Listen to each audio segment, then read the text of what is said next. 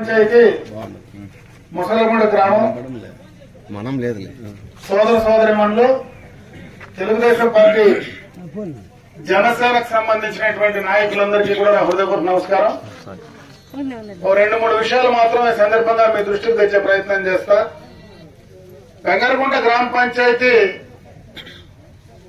కీర్తి station Nandamuri Taraka Ramarao గారు party ఆవిర్భావించిన తర్వాత ఎప్పుడూ కూడా తెలుగుదేశం పార్టీకి కంచుకోటగా ఉండేటువంటి గ్రామ పంచాయతీ ఈ గ్రామ పంచాయతీ. నేను ఒకటే మిమ్మల్ని కోరుకుంటా ఉన్నా, గతంలో ఎన్టీ రామారావు గారి పాలన చూశారు, చంద్రబాబు నాయుడు గారి పాలన చూశారు. ఈ 4.5 సంవత్సరంలో జగన్ పాలన కూడా చూశారు. నేను ఒకటే అడుగుతా ఉన్న గ్రామస్తులందరినీ, ఈ 4.5 సంవత్సరంలో ఈ గ్రామ పంచాయతీలో కూడా తెలుగుదేశం పార్టీ మద్దతుదారుని గ్రామ పంచాయతీ సర్పంచ్ గా కూడా గెలిపించారు. అయితే ఈ ప్రభుత్వం జగన్ యొక్క విపరీత పోకడలు, ఆయన తీసుకున్నటువంటి నిర్ణయాలు ఈ రాష్ట్ర భవిష్యత్తును నాశనం చేయడమే కాకుండా భవిష్యత్ తరాల యువకులందరినీ కూడా అన్యాయం చేసేటువంటి పరిస్థితి ఈ ప్రభుత్వ విధానాల వల్ల, జగన్ పోకడల వల్ల ఉన్నాయి.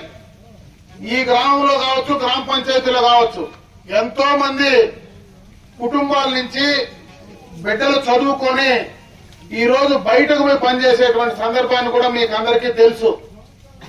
గత ప్రభుత్వంలో కావచ్చు, చంద్రబాబు నాయుడు గారి విధానాల వల్ల కావచ్చు, గతంలో యువతకు ఉపాధి అవకాశాలు వచ్చినాయంటే ఈ రోజు ప్రతి ఇంట్లో కూడా ప్రపంచ నలుమూలలకు కూడా వెళ్లి అక్కడ ఉద్యోగాలు చేసుకుని ఈ రోజు కుటుంబాలన్నీ కూడా బాగున్నాయంటే అది ఒక్క చంద్రబాబు నాయుడు గారి విజన్ వల్లనే ఆ కార్యక్రమం దక్కింది. ఈ 4.5 సంవత్సరంలో ఈ జగన్ ప్రభుత్వంలో కనీసం పెట్టుబడిదారులను కూడా రాష్ట్రానికి రానియకుండా తరిమినటువంటి పరిస్థితిని ఒకసారి ఆలోచించుకోమంటా ఉన్నా. దానికి ఉదాహరణే రాష్ట్రం అంతా కాదు, ఈ జిల్లాలోనే అమర్ రాజా ఇండస్ట్రీస్ ఉన్నాయి. ఈ జిల్లాలో అతి పెద్ద ట్యాక్స్ పేయరు, ఈ రాష్ట్రానికి ఎక్కువ కూడా ట్యాక్స్ పే చేసేటువంటి సంస్థ ఏదైనా ఉందంటే అది అమర్ రాజా ఇండస్ట్రీసే.